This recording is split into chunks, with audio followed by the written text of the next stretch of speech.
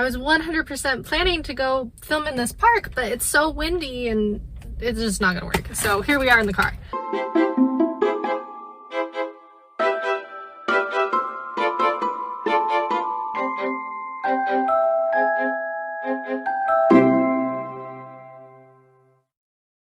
Alright, hello and welcome back. This week I'm excited. It's not a jellyfish review like we've had for the past couple of weeks, but instead a book that has been on my TBR pile for at least a good chunk of COVID. Coincidentally written during COVID, Kirsty Manning came out with The French Gift, and I am here for it. So before we begin, I just want to mention the author's note. I think some of y'all have probably gathered that I love author's notes, especially because I feel like I always talk about them when I find them in the back of books. So in this one, Kirsty Manning says that a paragraph in the excellent nonfiction book, The WWII, described a decadent party arranged by a famous hostess where one of the guests was faux murdered and the local police were roped into the game. And then she also mentions that she had stumbled across the memoir of Agnes Humbert by the name, and the book was called Resistance. And essentially Humbert was a resistance fighter for the French during World War II, and she ended up being sent to a Nazi prison. And so between these two things, it kind of inspired a big chunk of this book. And she also talks about writing about it during COVID and how she made the decision to have the present day be in a world without COVID. And I think, considering we're all probably very tired of it, it was very refreshing. So that said, this book is split between 1940s France and present day France. And so I'm going to call it past story and present story. I loved past story. I liked present story, but I just feel like past story was just so much more engaging and riveting and enthralling. And while present story had a little romance, and y'all know I love romance, it didn't quite have the same level of engagement for me, but I still really, really liked it. And I have to be honest, whenever there are kind of like split timelines, I'm always a little bit nervous because it's like, am I, as the reader who knows everything, who knows both past and present, like, are the characters going to catch up to know what I know? Or like, how is the author going to like tie everything together? Because I feel like sometimes it can just be very difficult, because essentially you have two different stories, and even though they may overlap, like making sure that all of those so-called knots get tied together well and effectively, it can be kind of tricky at times. I think Manning actually handled this really, really well, because it flowed so nicely, and I'll get into that in a second. One more thing about the way that the book is kind of set up before I get into summary, my thoughts, etc., is that there are three primary protagonists. There's Josephine, Margot, and Evie. Now, Josephine and Margot are together in past story. Evie is the primary protagonist of present story, but Josephine, to a lesser degree, is also involved in present story. But it's really complicated, and I don't want to give too much away because I really think that you should just read the book because it was so good. So, what should we unpack first? I guess we should start at the beginning of the story, which is in past story. So past story takes place, as I said, 1940s France. We first meet Margot, and she is a maid at this beautiful villa in France, and the woman that she works for is throwing this decadent party. So that's the party with the faux murder. So she ropes Margot into it because she's the maid, and she's like, it's not a the butler did it situation, it's the maid totally didn't do it. But something goes awry, someone actually is murdered, and Margot gets put in prison for it. While in prison, she meets Josephine. And Josephine is a resistance fighter. She's very like flamboyant and energetic, and she's a writer, and she's a journalist, and she's super strong. She never revealed anyone's name. She like would have 5 franc notes stamped "Vive la Gaule," or de Gaulle. I'm sorry, my French isn't that great. And she would like circulate those, and so she's a political prisoner of war. to make a long story short, they get sent to a Nazi labor camp, and while there,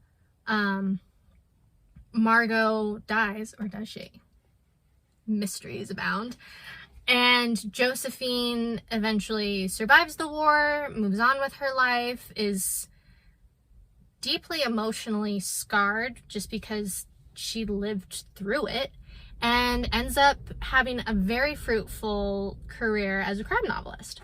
So then that brings us into present story, where we meet Evie. And Evie, I feel like she's just, I want her to be my friend because she just seems like a fun person. Not fun the same way that Josephine is fun. Like, Josephine seems like the kind of person that you want to go out dancing and having drinks with. Evie, I feel like, is your friend that, like, you can always rely on her to be down for, like, a cup of tea or a cup of coffee or whatever. She's going to be the person that you talk books with. Not that Josephine wouldn't. I think Josephine would also be a really good person to talk books with. But, like, Evie just seems like a really steady, solid, reliable friend.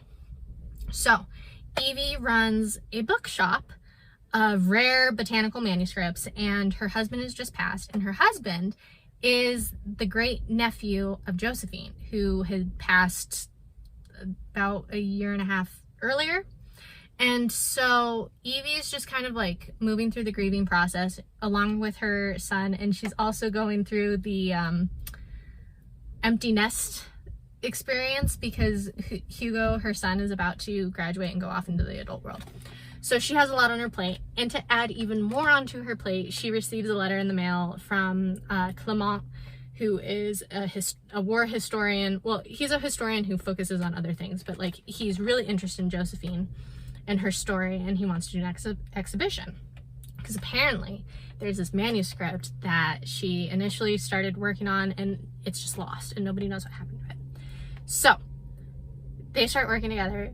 They have a mutual interest, so y'all know I was here for that. And it's a slow burn, and it's not like intense, but it is all at the same time. It's very nuanced, and it's a romance unlike any other romance that I read. So it was really refreshing and unique. So they're trying to figure out what Josephine's story even is, because she has this reputation of being after the war. She was essentially a hermit, didn't really allow anyone to interview her except for very sparingly, etc., etc. So in the quest to find this missing manuscript, there are secrets uncovered. There's questions about identity. There's questions about what really happened in this Nazi labor camp. And all the while you're flipping back and forth between 1940s and present day, and Josephine and Margot and Evie. And I'd say for the most part, it goes pretty much past, present, with 1 to 3 chapters at a time in either past story or present story. Once in a while, we'll go from past story Margot to past story Josephine, or vice versa, which was kind of interesting because it's not like Manning rewrote a scene like first from Josephine's perspective and then from Margot's perspective, but there were definitely a few moments where we saw aspects of the same event from either one story, and so it just kind of fleshed it out and it made it whole in a really nice, yummy, enthralling way. So secrets are uncovered, and it's so good, y'all. I love it. It's just a very engaging book.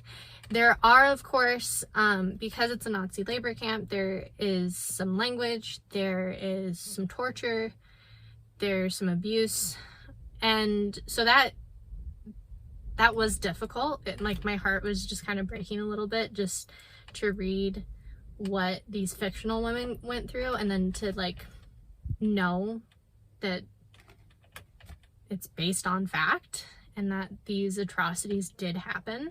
So I think it's not necessarily a light read for that reason, or at least parts of it aren't. Some parts are. And then, so if that's triggering for you, heads up. Something else that might be slightly triggering, but I think to a far less degree, there are a few mentions of sex, but it's kind of like they were tangled in the sheets and passionate, you know, so it's not graphic.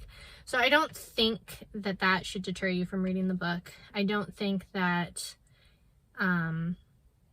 being reminded of our past should deter you from the book, because all in all, I think it's just a really unique look at this, essentially this woman Josephine's life, and that things aren't always as they seem, and that other people are kind of affected by that. And then there's like kind of a discussion around truth and to what degree should the truth be revealed.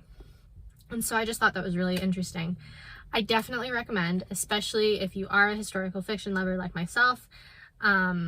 It's just super engaging, and I really think that you'll like it. So that's all for the French Gift. As I said, definitely recommend. My next book is Orphan Monster Spy by Matt Killeen, another one on my TBR list, and I will get back to you with my thoughts on it next week. So in the meantime, happy reading and thanks.